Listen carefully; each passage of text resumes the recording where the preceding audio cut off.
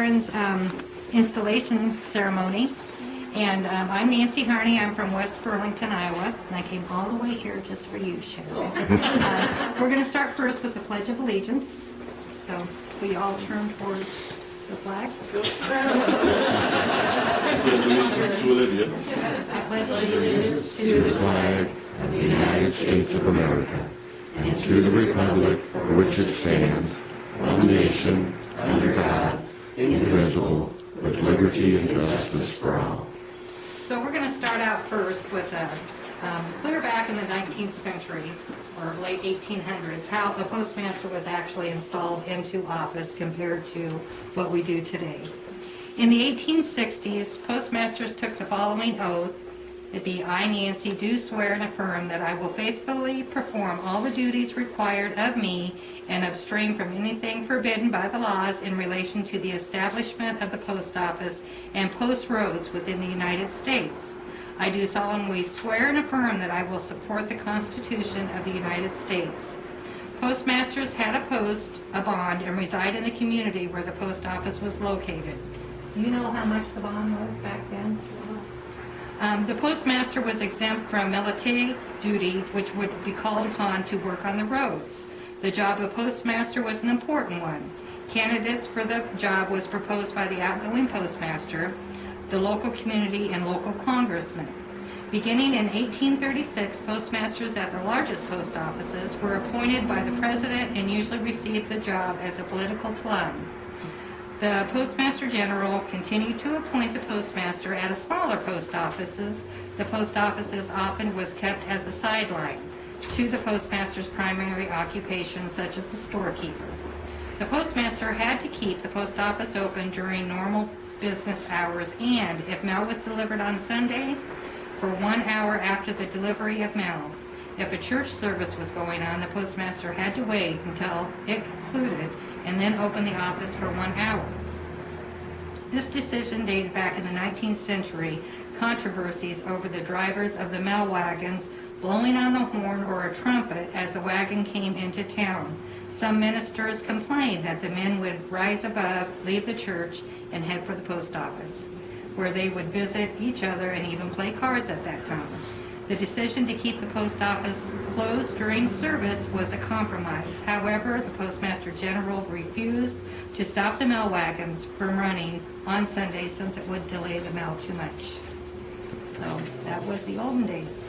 So today we're here to celebrate Sharon in this position. And Sharon began her postal career as a part-time data conversion operator for the Remote Encoding Center. She became a career employee in 1995. She began stepping into management during this time. She held a number of positions, including Supervisor of Customer Service in Pleasant Hill, Johnston, Iowa, CFS Acting Manager, and OIC assignments. Sharon has lived in Polk City for 16 years and has 2 children, Travis and Olivia. Sharon enjoys music, cooking, outdoor festivals, and life by the lake. Congratulations, Sharon. And now we will introduce Wendy Berg, and she will do your oath.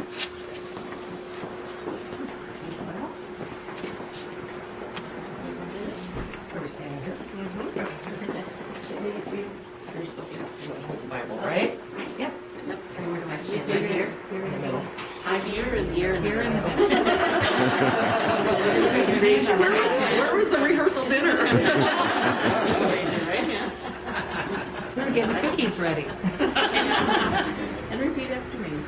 I, Sharon Heger, I, Sharon Heger, do solemnly swear do solemnly swear that I will support and defend that I will support and defend the Constitution of the United States, the Constitution of the United States, and that I will bear true faith and allegiance and that I will bear true faith and allegiance to the same. to the same. I will accept this obligation freely I will accept this obligation freely and without mental reservations. and without mental reservations.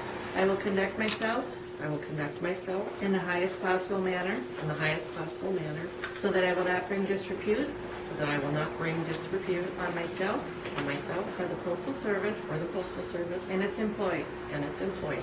I will not engage I will not engage in any actions in any actions that will cause the public that will cause the public to lose confidence to lose confidence in the integrity in the integrity of the Postal Service, of the Postal Service, nor will I engage nor will I engage in any discriminating actions. in any discriminating actions. I will truly I will truly and accurately and accurately account for and pay over account for and pay over all money all money belonging to the United States belonging to the United States, which may come into my possession or control. which may come into my possession or control. And further, And further, I will not use said monies I will not use said monies or postal property or postal property for my personal gain. for my personal gain.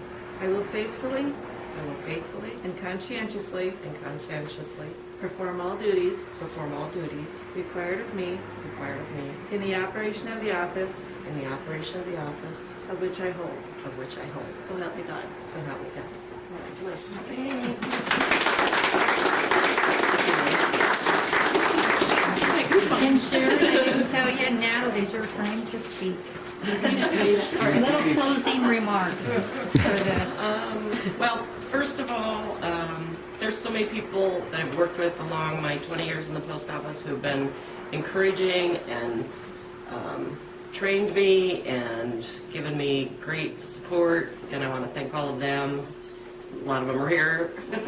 And my family, who always cheers me and keeps me grounded at the same time.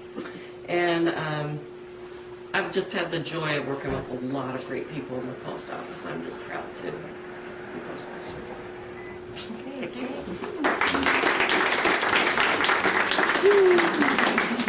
You didn't tell me I was going to do that.